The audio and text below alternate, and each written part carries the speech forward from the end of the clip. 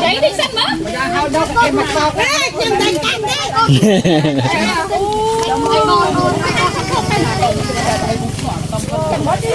Muốn đây muốn ai có bữa hết rồi.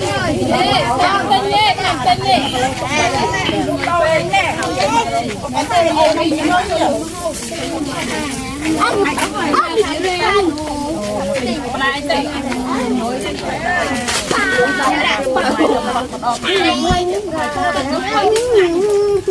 Become day, become day.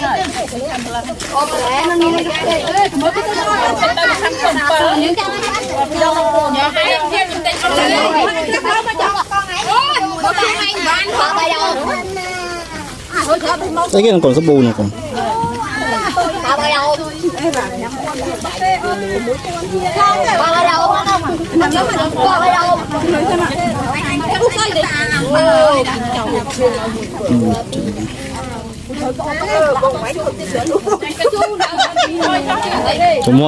một bao rồi. Ôi này để luôn anh thì giật lên. Giật giờ on nhé. Bữa ta cho anh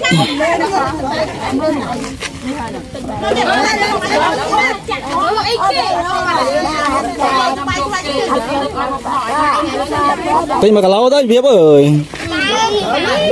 Bước chơi đuổi mặt lâu đó chắc. Ai giờ?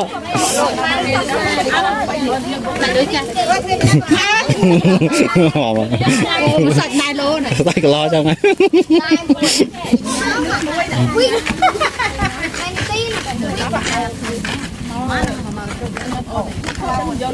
Mình phải lưu cho vàiปีtuổi. Không biết bình gặp không? Chả lấy sao cả mình. Chạy xe. Anh lấy áp không ai xin áp rồi. Chắc bình gặp. Chả bao giờ. Ôi mệt ha. Ông thật. Ôi thôn nó còn camera này. Đâu chú phải lúc. Thank you. Là mình á. Đó còn chậm. Đó. Ôi chúng ta thả. Thả tay mà. Ở đây chẳng dùng lúc ba thả chào ở đây.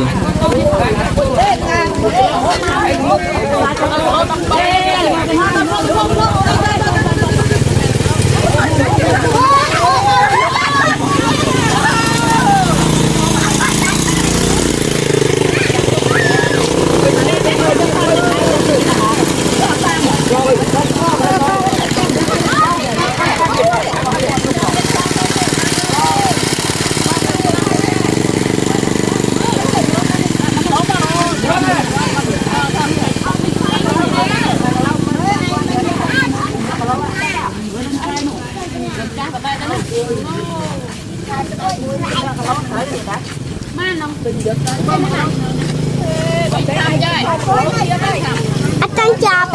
Chào với con.